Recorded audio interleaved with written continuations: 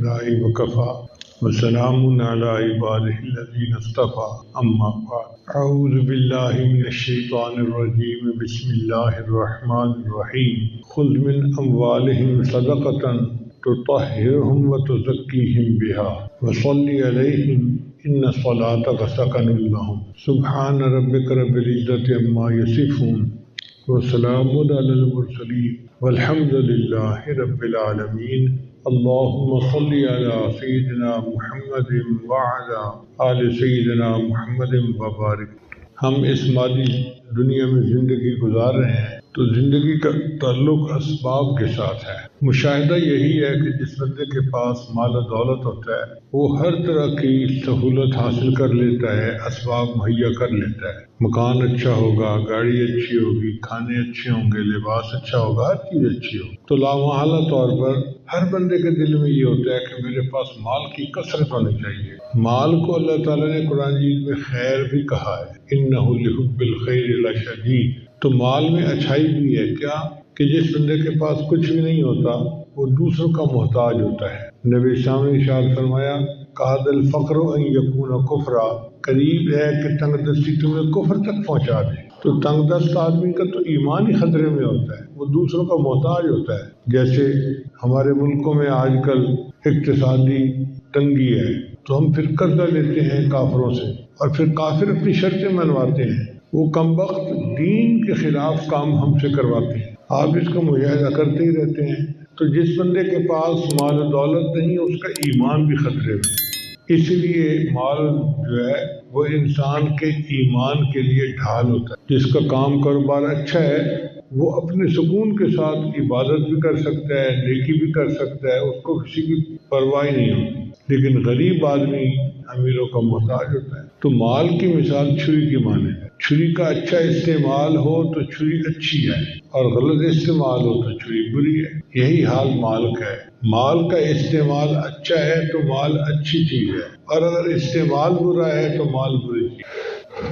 ہمارے سلسلہ نقشبندیہ کے ایک بزرگ گزرے ہیں خواجہ عبید اللہ احرار رحمۃ اللہ علیہ۔ اللہ نے ان کو بہت مال و دولت سے نوازا تھا۔ کتابوں میں لکھا ہے کہ آدھا سمرقند کا شہر ان کی جائیداد تھا۔ ان کی جائیداد زرعی زمینیں بھی تھیں اور مکانات بھی تھے، تو آدھا سمرقند ان کی جائیداد میں شامل تھا۔ چنانچہ ان کے پاس مال دولت کی کثرت تھی، لوگ بھی ان سے بیعت بہت زیادہ تھے۔ اس زمانے میں ایک بزرگ تھے، ان کا نام تھا مولانا جامی۔ وہ بیعت ہونا چاہتے تھے تو انہوں نے سنا کہ خواجہ احرار کے ہاں بہت فیض ہے، تو وہ ان کے پاس گئے بیعت ہونے کی نیت سے۔ وہاں جا کے دیکھا تو قالین بچھے ہوئے ہیں، خیمے لگے ہوئے ہیں اور حضرت کے گھوڑے جو تھے وہ سونے کی ایک کھونٹوں کے ساتھ بندھے ہوئے تھے۔ یعنی ہم تو لوہے کے کھونٹے بناتے ہیں نا، کیل بناتے ہیں، تو ان کے گھوڑوں کے لیے سونے کے کھونٹے بنے ہوئے تھے۔ تو مولانا جامی حیران ہو گئے، ایک فقیر اور درویش آدمی ہے اور مال کی اتنی کثرت کہ گھوڑے سونے کے کھونٹوں سے بندھے ہوئے ہیں۔ تو انہوں نے دور سے دیکھا حضرت کی مجلس کو اور ایک شعر پڑھا، نہ مرد است آن کے دنیا دوست دارد۔ وہ ولی اللہ نہیں ہو سکتا، دوست اللہ کا نہیں ہو سکتا جو دنیا کو دوست رکھے۔ اور یہ کہہ کے واپس چلے گئے، بیعت نہیں ہوئے۔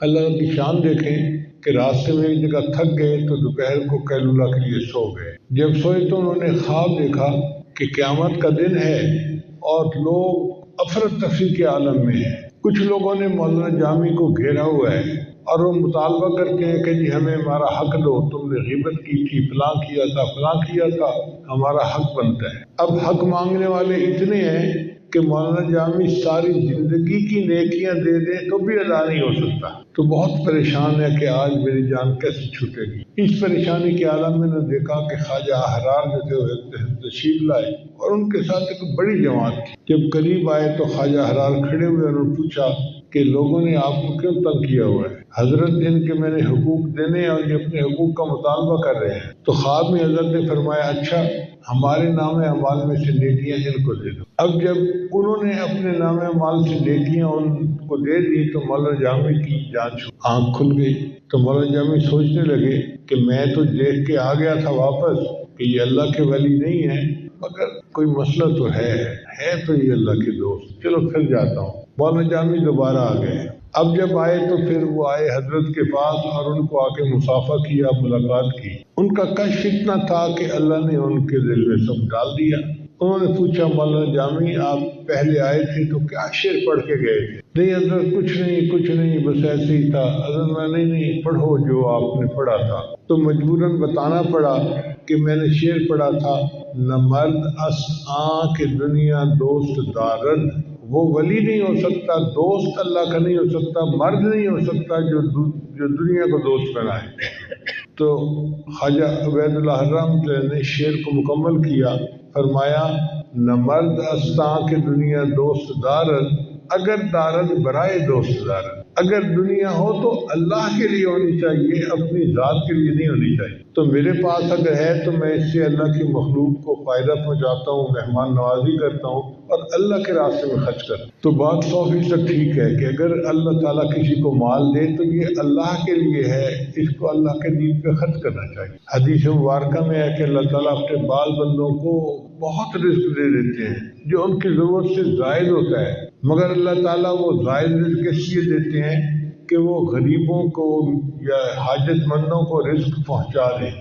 اگر وہ رزق پہنچاتے رہتے ہیں اللہ ان کو دیتے رہتے ہیں، اور اگر وہ پہنچانے میں کمی کوتاہی کرتے ہیں تو اللہ دینا بھی بند کر دیتے ہیں۔ چنانچہ آپ مثالیں اپنی زندگی میں دیکھ سکتے ہیں۔ حضرت کام ایسا تھا کہ مٹی کو ہاتھ لگاتے تھے سونا بن جاتی تھی، ایسا حالات نے پلٹا کھایا ہے، اب تو سونے کو ہاتھ لگاتے ہیں مٹی بن جاتی ہے۔ جی ہاں، جب اللہ نے یہ موقع دیا تھا کہ مٹی کو ہاتھ لگانے سے سونا بنتی تھی، وہ سارا سونا تمہارے لیے نہیں تھا، اس میں غریبوں کا بھی حق تھا۔ تم نے صدقات خیرات کو بلا دیا اور اس کو اپنے بینکوں میں جمع کروا دیا۔ میرے اب اتنے ملین ہو گئے، اب اتنے کروڑ ہو گئے، اب اتنے ہو گئے، اب اتنے ہو گئے۔ اللہ نے کہا کہ ڈاکیہ ڈاک نہیں پہنچا رہا، کسی اور کو ڈاکیہ متعین کر دو۔ یوں حالات انسان کے بدل جاتے ہیں، اور جو انسان اللہ کے بندوں تک ان کا حصہ پہنچاتا ہے اللہ اس کے رزق میں برکت ڈالتا ہے۔ چنانچہ اللہ تعالیٰ رجب شعبان میں رمضان میں بندے کا ایک امتحان لیتے ہیں، اس کو مالی پیپر کہتے ہیں۔ جیسے اسکولوں میں پیپر ہوتے ہیں نا، اے پیپر اور بی پیپر، دونوں انگلش کے پیپر ہوتے ہیں، اے پیپر اور بی پیپر۔ اسی طرح اللہ تعالیٰ نے اپنے بندوں کو آزمانے کے لیے 2 پیپر بنائے، ایک مالی پیپر اور ایک جانی پیپر۔ رجب اور شعبان میں اللہ مالی پیپر لیتے ہیں کہ میرے بندے میرے حکم پر تو مال کتنا قربان کرتا ہے، ہم دیکھتے ہیں تو زکوٰۃ ادا کرتا ہے یا نہیں کرتا، غریبوں کو خرچ کرتا ہے یا نہیں کرتا۔ اب کچھ لوگ اس میں پاس ہو جاتے ہیں اور کچھ لوگ فیل ہو جاتے ہیں۔ جو زکوٰۃ ادا نہیں کرتے وہ فیل، اور جو زکوٰۃ ادا کرتے ہیں وہ پاس ہو گئے۔ پھر رمضان کا مہینہ آ جاتا ہے تو اللہ تعالیٰ بندے کا جانی امتحان لیتے ہیں۔ اچھا میرے بندے گرمی ہے مگر تجھے پینا بھی نہیں کھانا بھی نہیں، سارا دن بھوکا رہنا ہے۔ اب یہ مشقت ہے، پیاس لگی ہوئی ہے اور گھر کے فریج کے اندر مشروبات پڑے ہوئے ہیں مگر پی نہیں سکتے جو کہ اللہ کا حکم ہے۔ تو یہ جانی مجاہدہ رمضان شریف میں کرنا پڑتا ہے۔ اور کچھ لوگ جو سارے روزے رکھتے ہیں وہ بی پیپر میں کامیاب ہو جاتے ہیں۔ جب اے پیپر میں بھی کامیاب اور بی پیپر میں بھی کامیاب، اب اللہ ان کی مغفرت فرماتے ہیں۔ چنانچہ حدیث مبارکہ میں آتا ہے کہ مومن جب عید کی نماز پڑھنے کے لیے جاتے ہیں تو اللہ اپنے فرشتوں سے پوچھتے ہیں میرے فرشتوں یہ میرے بندے کیوں اکٹھے ہیں؟ حالانکہ اللہ تعالیٰ تو علام الغیوب ہے، سب جانتے ہیں، مگر اللہ تعالیٰ فرشتوں کو گواہ بنانے کے لیے میرے فرشتوں یہ میرے بندے کیوں اٹھے؟ اے اللہ انہوں نے روزے رکھے، راتوں کو تراویح پڑھی، رمضان پورا عبادت میں گزارا، اب یہ وہ مزدور ہیں جو آپ سے مزدوری لینے کے لیے آئے ہیں۔ اللہ فرماتے ہیں اچھا میرے بندوں کو کہہ دو قوموا مغفورا لکم، اے میرے بندوں کھڑے ہو جاؤ، بخشاؤ، میں نے تمہارے گناہوں کو تمہاری نیکیوں میں تبدیل کر دیا۔ تو دیکھو اے پیپر بی پیپر میں کامیاب ہوئے تو عید کا دن بندے کے لیے مغفرت کا دن بن گیا۔ اس لیے عید کی خوشی اس لیے نہیں ہوتی کہ ہم سیویاں کھائیں گے اور میٹھے کھائیں گے، عید کی خوشی اس لیے ہوتی ہے کہ گناہ دھل چکے ہوتے ہیں، بندے کا بوجھ ہٹ چکا ہوتا ہے تو بندے کا دل خوش ہوتا ہے، الحمدللہ میں نے غسل کر لیا، روحانی طور پہ میرے سارے گناہ معاف ہو گئے۔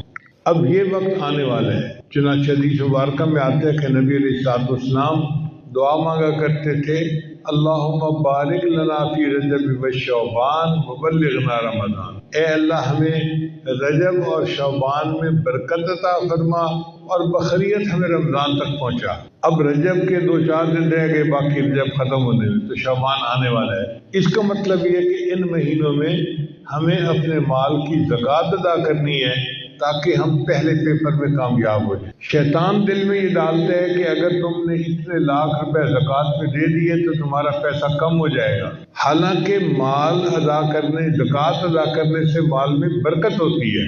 میں نے اپنی زندگی میں ہزاروں ایسے لوگوں کو دیکھا ہے جو کاروباری تھے اور اپنی زکوٰۃ پوری ادا کرتے ہیں، اور ہر سال اللہ ان کے کام کو، رزق کو اور بڑھا دیتے ہیں۔ تو آنکھ دیکھتی ہے کہ کم ہو رہا ہے اور شریعت کہتی ہے کہ تیرا رزق بڑھ رہا ہے۔ یہی امتحان ہے ہمارا۔ تو کاروباری حضرات کو چاہیے کہ رجب شعبان کے مہینوں میں اپنے کاروبار کا حساب کریں۔ اگر خود حساب کرنا نہیں آتا تو کسی عالم کو کہیں کہ جی آپ آئیں اور مجھے بتائیں کہ میرے اوپر کتنی زکوٰۃ بنتی ہے۔ جتنی زکوٰۃ بنتی ہو اس کو ادا کریں، اس کے دو فائدے ہو جائیں گے۔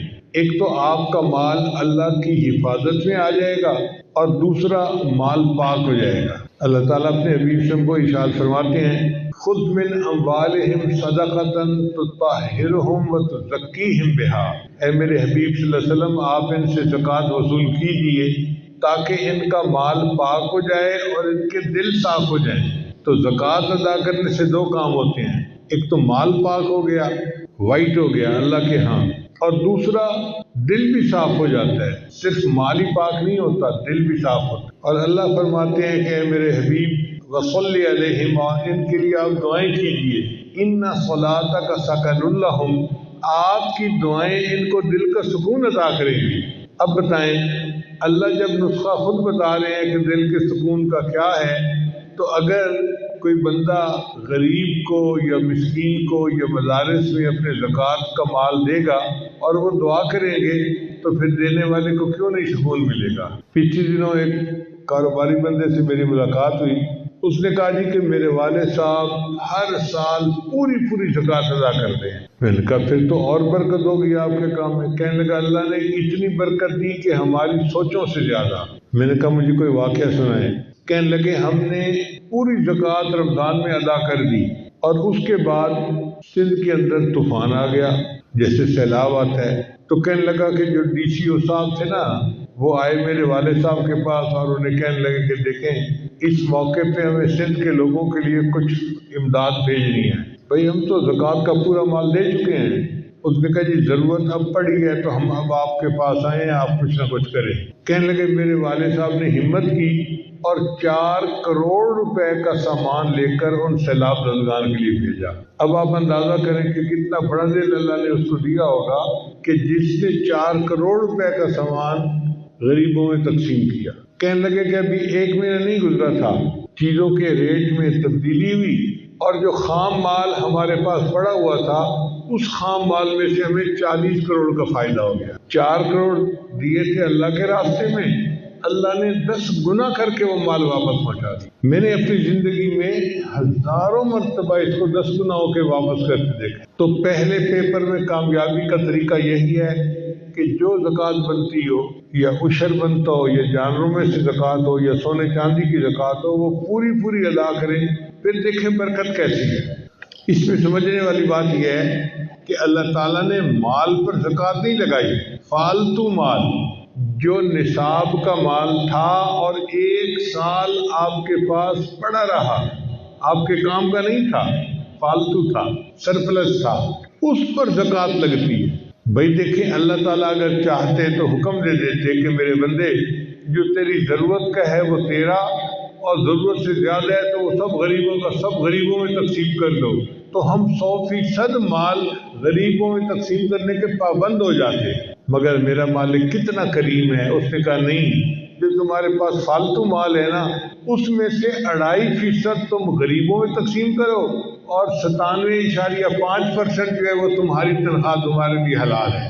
آپ نے زندگی میں کوئی ایسا پے ماسٹر دیکھا ہے، کوئی اتنی تنخواہ دینے والا بندہ دیکھا ہے کہ جو 2.5% مال تقسیم کرنے کی تنخواہ 97.5% دے رہا ہو، اور اس سے مال اللہ کی حفاظت میں بھی آ جاتا ہے۔ چنانچہ جو بندہ زکوٰۃ صحیح طرح سے ادا کرتا ہے، نہ اس کے گھر میں آگ لگتی ہے، نہ اس کی چوری ہوتی ہے، نہ کچھ ہوتی ہے، اللہ کی حفاظت ہوتی ہے۔ وہ انشورنس تو نہیں ہوتی، ایشورنس ہوتی ہے اللہ کی طرف سے کہ میرے بندے میں تیرے مال کی حفاظت کروں گا۔ چنانچہ دارالعلوم دیوبند کے ایک خزانچی تھے، نواب صاحب تھے، اللہ نے ان کو مال بہت دیا ہوا تھا، اور ان کے دارالعلوم دیوبند کی جو پیسے کا حساب تھا وہ ان کے ذمہ تھا۔ انہوں نے اپنے گھر کے ایک کمرے میں وہ پیسے صندوقچی میں رکھ دیے تھے۔ اب اللہ کی شان دیکھیں کہ کسی چور کو پتہ چل گیا کہ ان کے گھر میں مال بہت ہے۔ اس کمرے کو انہوں نے چھوٹی سی تالی سی لگائی ہوئی تھی۔ رات کو تہجد کے لیے اٹھے تو انہوں نے دیکھا کہ ٹھک ٹھک کی آواز آ رہی ہے، تو باہر نکل کے دیکھا تو کوئی چور ان کے کمرے کے تالے کو بیٹھا توڑ رہا تھا۔ ان کو کوئی پرواہ نہیں تھی اپنے مال کی۔ دیکھنے کے بعد وہ آئے اور اپنی تہجد پڑھنے میں لگ گئے۔ جب تہجد پڑھ کے فارغ ہوئے تو پھر فجر کا وقت قریب تھا، باہر آئے اور انہوں نے آ کے اس کو کہا کہ اے بھائی، ساری رات تو ہو گئی تالے کو توڑتے ہوئے، یہ نہیں ٹوٹا تو اب تو اس سے کیا ٹوٹے گا؟ وہ چور سمجھ گیا کہ مالک گھر کا جا گیا تو وہ بھاگ گیا۔ یہ مسجد میں نماز پڑھنے کے لیے آئے اور مسجد میں جو بزرگ تھے ان کو آ کے کہا، ان کا تقیہ کلام تھا اللہ کے فضل سے، ہر بات کہتے تھے اللہ کے فضل سے، اللہ کے فضل سے۔ چنانچہ آ کے ان کو کہنے لگے، حضرت آج تو اللہ کے فضل سے اللہ کا غضب ہو گیا۔ اب وہ حیران ہو کے سن رہے ہیں کہ یہ کہنا کیا چاہتا ہے؟ حضرت اللہ کے فضل سے اللہ کا غضب ہو گیا۔ تو انہوں نے کہا بھائی مسئلہ کیا بنا؟ کہنے لگا کہ چور ساری رات میرے کمرے کا تالا توڑتا رہا، معمولی تالا تھا، اس سے تالا نہیں ٹوٹا۔ پھر انہوں نے بات سمجھائی کہ چونکہ تم زکوٰۃ پوری ادا کرتے ہو، ساری دنیا کے چور مل کے بھی تمہارے مال کو ہتھیا نہیں سکتے، یہ مال اللہ کی حفاظت پہ آ چکا ہوتا ہے۔ تو زکوٰۃ کے ایک فائدہ تو یہ ہے کہ مال سیکیور ہو جاتا ہے، اللہ اس کا محافظ بنتا ہے، اور دوسرا فائدہ یہ کہ مال پاک ہو جاتا ہے اور برکت والا ہوتا ہے، اس میں سے وبال ختم ہو جاتا ہے۔ اب آپ بتائیے، اللہ کسی کو مال تو دے، اس کی اولاد نافرمان بن جائے تو مال کا کیا فائدہ؟ اللہ کسی کو مال تو دے، اس کی بیوی بدکردار بن جائے تو کیا فائدہ اس مال کا؟ یا اس کی اولاد میں سے کوئی بیمار ہو جائے تو مال کا کیا فائدہ؟ اللہ مال دے تو مال میں وبال نہیں ہونا چاہیے، ورنہ عام طور پر دیکھا ہے کہ جہاں مال آتا ہے اولاد نافرمان ہو جاتی ہے، صرف ماں باپ کی نہیں، خدا کے بھی نافرمان بن جاتے۔ تو اللہ ایسا مال دے کہ جو وبال سے پاک ہو۔ اس کا طریقہ یہی ہے کہ ہم اپنے مال کی پوری زکوٰۃ ادا کریں۔ بہت ساری خواتین جن کے پاس اتنا زیور ہوتا ہے جس کی زکوٰۃ بنتی ہے، مگر ان کے پاس کیش نہیں ہوتا، وہ کہتے ہیں ہم زکوٰۃ کیسے دیں؟ بھئی یہ جو سونا چاندی کے زیورات ہیں یہ کیش ہی تو ہے آپ کے پاس، اگر آپ نے اس کو رکھنا ہے تو اس کی زکوٰۃ ادا کریں، اور اگر خامد ادا کر دیں تو یہ خامد کی مہربانی ہے، ورنہ ذمہ داری عورت کی اپنی ہوتی ہے، چونکہ عورت کی ملکیت ہوتی ہے تو زکوٰۃ بھی عورت کو ادا کرنی ضروری ہوتی ہے۔ تو عورتوں کو بالخصوص چاہیے کہ رجب شعبان رمضان میں اپنے زیورات کا حساب کر کے اور پتہ کریں کہ نصاب کتنا بنتا ہے اور کتنی زکوٰۃ بنتی ہے۔ اگر مسئلے کا نہیں پتا تو کسی قریبی مفتی صاحب کو لکھ کر بھیجیں کہ یہ میرے پاس چیزیں ہیں، اب بتائیں زکوٰۃ کتنی بنی، وہ جواب دیں گے اور اس کے حساب سے زکوٰۃ کو ادا کریں۔ زکوٰۃ ان 3 مہینوں میں بھی دے سکتے ہیں، رجب شعبان رمضان میں، اور پورے سال میں بھی قسطوں میں بھی دے سکتے ہیں، مگر ادا کرنی ضروری ہے۔ ادا نہیں کریں گے تو مال بھی نہیں پاک ہوگا اور پھر بوجھ بھی رہے گا۔ اور جو لوگ مال کی زکوٰۃ نہیں دیں گے، قیامت دن اللہ فرماتے ہیں کہ ان کے سونے چاندی کی سلاخیں بنائی جائیں گی، فَتُقْوَىٰ بِهَا جِبَاهُهُمْ وَجُنُوبُهُمْ وَظُهُورُهُمْ، ان سے ان کے ماتھوں کو، ان کے پہلوؤں کو اور ان کی پیٹھوں کو داغا جائے گا، اور ان کو کہا جائے گا کہ هَٰذَا مَا كَنَزْتُمْ لِأَنفُسِكُمْ، یہ وہ کچھ تھا جو تم جمع کر کے رکھتے تھے، فَذُوقُوا مَا كُنتُمْ تَكْنِزُونَ، مزہ چکھو جو تم نے دنیا میں خزانہ جمع کیا ہوا تھا۔ تو بھائی اس مال کی محبت میں آ کے ہم زکوٰۃ کی طرف سے غافل نہ بنیں، بلکہ زکوٰۃ کے علاوہ صدقات بھی دیں، اللہ تعالیٰ اور برکت دے دیں گے۔ اللہ نے ہمیں اگر ڈاکیا بنایا ہے تو ہم ڈاکیے بنے رہیں، اگر ڈاک نہیں پہنچائیں گے تو ہماری پوسٹ ختم ہو جائے گی۔ نبی علیہ السلام ایک بات فرما دیں تو ان کے سچ ہونے کے لیے اتنا ہی کافی ہے، مگر حدیث مبارکہ میں آتا ہے کہ نبی علیہ السلام نے قسم کھا کر کہا کہ جو بندہ اللہ کے راستے میں صدقات دیتا ہے اللہ اس کے مال کو کم نہیں ہونے دیتے۔ اب اگر نبی علیہ السلام قسم کھا کے کہہ رہے ہیں کہ جو بندہ صدقات دیتا ہے اس کا مال کم نہیں ہوتا، مال زیادہ اللہ کر دیتے ہیں، تو پھر ہمیں گھبراہٹ کس چیز کی ہے؟ اور ہم اگر زکوٰۃ صحیح طرح سے ادا کرنے لگیں تو اسلامی معاشرے میں تو کوئی غریب نظر آ ہی نہیں سکتا۔ بہرحال یہ ایک فرض ہے اور اس کو ادا کرنے میں ہمیشہ فکر مند ہونا چاہیے، خاص طور پہ ان دنوں میں جن دنوں میں نبی علیہ الصلوۃ والسلام اس کی تعلیم دی ہے۔ یہاں پہ جو مجاہدے ہم کر رہے ہیں نا، آخرت میں اس کا اجر ملے گا ہمیں، یہ بے فائدہ نہیں جائیں گے۔ پنجابی کا ایک شعر ہے، اتھاں جو بھوگ بھوگے ہیں اتھاں اس کی جزا ملسی، اتھاں جو بھوگ بھوگے ہیں اتھاں اس کی جزا ملسی، تھکیڑے سارے لے ویسن نبی ملسی خدا ملسی۔ جب ہم آگے جائیں گے اور وہاں پر ہمیں نبی اسلام کی شفاعت مل جائے گی اور اللہ کی رضا مل جائے گی تو دنیا کے سب مجاہدے، سب تھکاوٹیں ہماری ختم ہو جائیں گی اور پھر ہم خوش ہوں گے کہ ہم نے اچھی زندگی گزاری اور اللہ کے حضور پیش ہو گئے۔ قرآن مجید کی آیت ہے، بنی اسرائیل میں ایک بڑا مالدار بندہ تھا، اس کا نام تھا قارون۔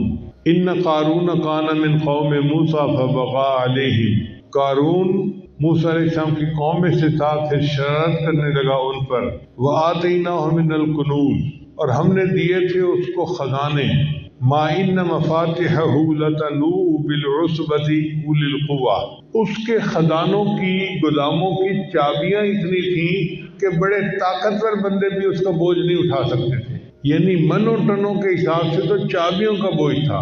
اب آپ بتائیں کہ منوں ٹنوں کے حساب سے اگر اس کے چابیوں کا بوجھ تھا، جو تالے کی چابی ہوتی ہے، تو خود خزانے کتنے زیادہ ہوں گے۔ تو لگتا ہے یہ اس زمانے کا کوئی بل گیٹ تھا۔ اذ قال له قومه لا تفرح ان اللہ لا يحب الفرحین، اس کو اس کی قوم نے کہا، لوگوں نے کہا کہ تو شیخی نہ مارا کر، غرور نہ کیا کر، اللہ تعالیٰ غرور کرنے والے کو پسند نہیں کرتے۔ وابتغ فیما آتاک اللہ الدار الآخرۃ، اور جو تجھ کو اللہ نے دیا ہے اس سے تو آخرت کے گھر کے لیے کمائی کر لے۔ ولا تنس نصیبک من الدنیا، اور نہ بھول اپنا حصہ دنیا سے۔ وَأَحْسِن كَمَا أَحْسَنَ اللَّهُ إِلَيْكَ، اور تو بھلائی کر جیسے اللہ نے تیرے ساتھ بھلائی کی ہے۔ اللہ نے تیرے ساتھ بھلائی کی کہ کھلا رزق دیا، تو غریبوں کی مدد کر تاکہ ان کے ساتھ بھلائی ہو، تو بھلائی کے بدلے بھلائی کر۔ وَلَا تَبْغِ الْفَسَادَ فِي الْأَرْضِ، اور زمین میں فساد خرابی نہ مچا۔ إِنَّ اللَّهَ لَا يُحِبُّ الْمُفْسِدِينَ، اللہ کو نہیں بھاتے وہ لوگ جو خرابی ڈالنے والے ہیں۔ قالا، اب چونکہ اس کے دل میں مال کی محبت تھی، اس نے آگے سے جواب دیا، انما اوتیتہ علی علم عندی، کہ یہ مال تو مجھے ملا ہے ایک ہنر کی وجہ سے جو میرے پاس ہے، یہ تو میں نے کمایا ہے۔ یہی بندے کو مغالطہ لگتا ہے کہ وہ کہتے ہیں جی کہ میں نے کمایا، میں نے اچھے فیصلے کیے، ڈیسیژن کیے، میں نے کمپین اچھی چلائی، میں نے مارکیٹنگ اچھی کی، میں نے کمایا، میں نے کمایا۔ میرا ایک دفعہ واسطہ پڑ گیا کسی ایسے بندے سے، دہریے قسم کا تھا، تو مجھے کہنے لگا جی کہ مال میں نے کمایا، زکوٰۃ کیوں دوں؟ میں نے کہا اچھا مجھے یہ بتاؤ کہ یہ مال تم نے کیسے کمایا؟ کہنے لگا میں نے پڑھائی کی اور میرے پاس علم آیا اور اس علم کی وجہ سے میں نے مال کمایا۔ میں نے کہا تم نے جو پڑھائی کی تو تمہیں عقل کس نے دی؟ کہنے لگا یہ وہ تو اللہ نے دی۔ میں نے کہا اس کا مطلب یہ کہ یہ مال اللہ نے تجھے دیا ہے، اگر اللہ تیری عقل میں خلل ڈال دیتے تو کر سکتا تھا یہ کام کہ نہیں کر سکتا تھا؟ پھر یہ مت کہو کہ میں نے کمایا، یہ کہو کہ اللہ نے مجھے عقل دی، اس عقل کو استعمال کر کے یہ مال ملا، تو یہ مال مجھے اللہ ہی نے دیا ہے۔ تو ہمیں جو کچھ ملا ہے اس میں ہمارا کمال نہیں ہے، کمال والے کا کمال ہے جس نے ہمارا رزق کھول دیا۔ لہذا اب ہمیں چاہیے کہ اس کا شکریہ ادا کریں، اپنے مال کی زکوٰۃ دیں، ان میں سے صدقات جو ہے غریبوں پر استعمال کریں، دین کے لیے استعمال کریں، اور اس کو اللہ کا احسان سمجھیں کہ اس نے ہمیں یہ نیکی کرنے کا موقع عطا فرمایا۔ ہمارا احسان نہیں ہے، اللہ کا ہم پر احسان ہے، اس نے ہمیں ذریعہ بنا لیا۔ اب یہ جو قارون تھا یہ اتنا امیر بندہ تھا، جب اس نے کہا کہ یہ مال ملا ہے مجھے میرے ہنر کی وجہ سے، تو اللہ تعالیٰ نے پھر اس کو عذاب میں گرفتار کیا۔ اللہ تعالیٰ کے فرماتے ہیں فخرج علی قومہ فی زینتی، وہ نکلا اپنی قوم کے سامنے بڑا بن سنور کے، پیسہ تھا نا تو کپڑے اچھے تھے اور سواری اچھی تھی اور بڑا زیب و زینت کے ساتھ نکلا۔ قال الذین یریدون الحیاۃ الدنیا، کہا ان لوگوں نے جو دنیا کی زندگی چاہنے والے تھے، یا لیت لنا مثل ما اوتی قارون، اے کاش ہم کو بھی ملتا جتنا قارون کو ملا ہے۔ آج کل یہی حال ہے نا کہ کسی امیر آدمی کو دیکھ کے دوسرے بندے کے دل میں آ رہا ہوتا ہے کاش جو اس کو ملا وہ مجھے بھی ملا ہوتا۔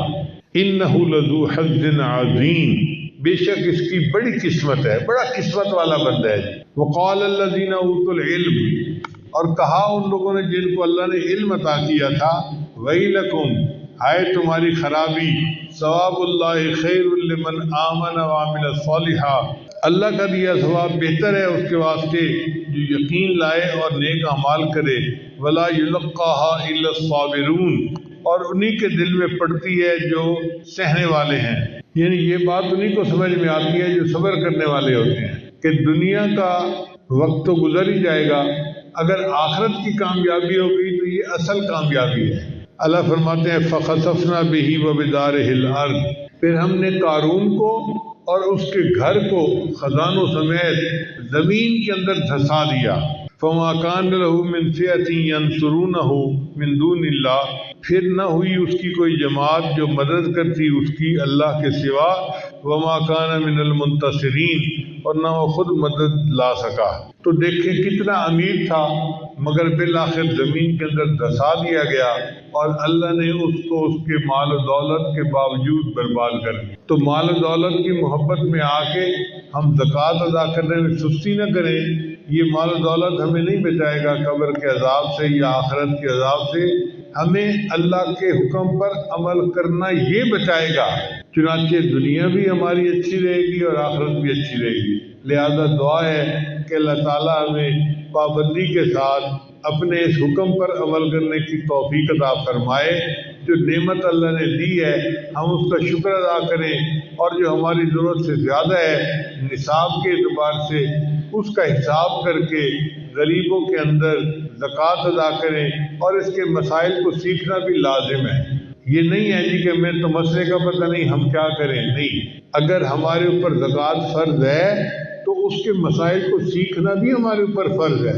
یہ جواب نہیں ہو سکتا جی کہ ہمیں تو پتہ نہیں ہے۔ ٹیکس کا اگر مسئلہ بنتا ہے تو آپ کو ایک ایک چیز کا پتہ ہوتا ہے، تو کیا زکوٰۃ اللہ کی طرف سے ٹیکس نہیں ہے کہ ہمیں پتہ ہو کہ ہمیں دینا کتنا ہے؟ بلکہ میں تو مشورہ یوں دیتا ہوں کہ اگر اللہ نے کسی کو دیا ہے نا تو 2.5% کی بجائے 5% زکوٰۃ نکالو، ڈبل نکالو، تاکہ کوئی آگے پیچھے ہو جائے معاملہ تو اللہ کی طرف سے معاف ہو جائے۔ آپ 5% زکوٰۃ نکال کے دیکھیں اور 5 فرض نمازیں پڑھ کے دیکھیں، یہ 2 اصول میں بتا رہا ہوں۔ جو بندہ 5 نمازیں پابندی سے پڑھتا ہے ایک، اور 5% زکوٰۃ ادا کرتا ہے، مجھ سے انگوٹھے لگوا لیں ہاتھ پاؤں کے، اللہ اس کے مال میں برکت دیں گے اور اس کا کام بڑھتا ہی رہے گا۔ اللہ تعالیٰ ہمیں بھی دنیا کی پریشانیوں سے محفوظ فرمائے اور ہمیں اس پیپر کے اندر کامیاب فرمائے۔ رمضان شریف قریب ہے، اس کی تیاری ابھی سے شروع کر دیں، دعائیں مانگنی شروع کر دیں، اپنے کاموں کو آگے پیچھے کر لیں تاکہ رمضان شریف ہم زیادہ یکسوئی کے ساتھ عبادت کے ساتھ گزارنے والے بن جائیں۔ وآخر دعوانا ان الحمد للہ رب العالمین۔